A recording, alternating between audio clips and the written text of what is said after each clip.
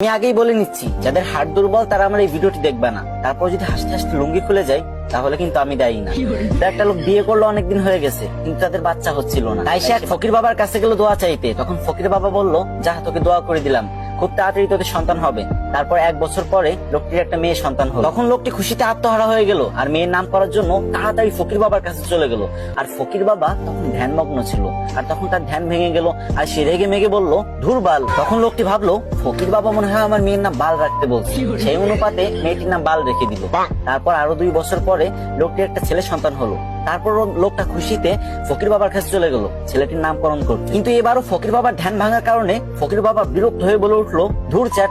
তখন লোকটি ভাবলো, ফকির বাবা মনে হয় আমার ছেলের নাম চ্যাট রাখতে বলছে, তাই সেই অনুপাতে ছেলের নাম চ্যাট রেখে দিল। তারপর আবার কিছুদিন পরে লোকটির একটি ছাগলের বাচ্চা হলো, আর সেই লোকটি ছাগলের বাচ্চা নামকরণ করার জন্য ফকির বাবার কাছে চলে গেল।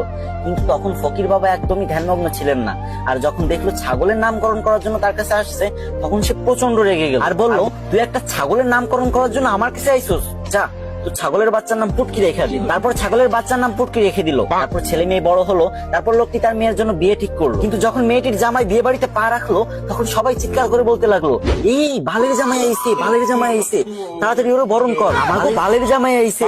এই শুনে তো জামাই রেগে মেগে বিয়ে করবে না বলে বাড়ির দিকে রওনা হলো। তখন শ্বশুর সামনে এসে বলল, বাবা তুমি রাগ করো না গো, তুমি তো আমার চ্যাটের মতোই।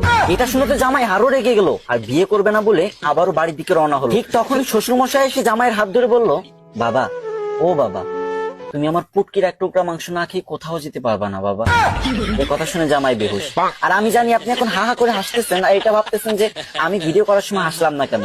আরে ভাই, 2টা বড় বড় লাইটের সামনে ভিডিও করার যে গরম সহ্য করা যায় না ভাই, পুরো ঘেমে গেছি। এত কষ্ট করে আপনাদের জন্য ফানি ভিডিও বানাই আর আপনারা শেয়ার করেন। যদি মন চায় তাহলে এই ছোট ভাইয়ের ভিডিওটা একটা শেয়ার করে কমেন্ট বক্সে বলে যান, আমিও দেখবো আমাদের কে কে ভালোবাসে।